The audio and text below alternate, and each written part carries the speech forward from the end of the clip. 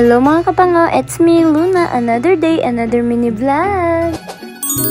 For today's video kapango, tara samahan niyo po ako. Magluluto ko ngayon ng chicken curry. Yes kapango, nagki-crave talaga ako ng chicken curry lalo na at maulan. Gusto ko kumain ng may gata. Kung natandaan ninyo kapango, diba nabanggit ko kahapon sa sad mini vlog ko na dapat magluluto ako ng chicken curry. Pero ayun nga, nadapa si kapango kaya hindi ako nakapagluto. Instead na chicken curry yung ulam ko kahapon, naging fried chicken. O siya, bago nga pala ako magluto kapango, magsasaing muna ako para pagkatapos ko maluto yung chicken curry. O diba, luto na din yung kanin. Multitasking ba? Ganun din ba kayo kapango? Siyempre kapango, no, hindi tayo mag-stick sa iisang gawain lang. Dapat kapag nagsaing tayo, pwede tayo magwalis-walis, magpunas-punas dito, punas doon, diba? Kasi kapango, totoo talaga yung kasabihan na time is gold, o diba? O siya, bago nga pala tayo magluto kapango, i-half cook muna natin itong carrots at saka patatas. So maglagay lang tayo ng kunting tubig at saka atin lang po ay mekos-mekos. Nang sa ganun kapango ay madali na tayo makapagluto ng chicken curry kasi na-half cook na natin itong patatas at saka carrots. O diba? Sa pagluluto kapango, para-paraan lang yan para mapadali yung pagluluto natin. So kung nakikita ninyo kapango, nangingitim yung kalana, pinagigisahan ko po ng sibuyas at saka ng bawang. Yan nyo na po kapango kasi hindi ko na hinugasan yung kalana ginamit ko kanina sa pag-half cook ko ng patatas at saka ng carrot. Ay, naloading yarn, pasensya na po. So hindi ko na pala na-videoan kapango kung paano ko niluto yung chicken curry. Kung gusto ninyo matutunan yung recipe ni kapango, na-upload ko na po ito dito sa Facebook. Meron dito sa YouTube at saka sa TikTok. I-search na lang po kapango Luna Vlogs at sa mga hindi pa naka-follow sa akin sa YouTube at saka sa TikTok, pa-follow na din po. Salamat! Ito po yung mga account ko sa screen. At sa mga nagpa-shoutout pala kapango, mga 3 or 4 siguro sila. Hindi ko pala na screenshot at nakalimutan ko kung saan kayo nag-comment. Pa-comment na lang po ako ulit kapango at pakilagay po kung taga saan kayo para ma-shoutout ko naman. Para malaman ko naman kapango kung saan umabot itong video ko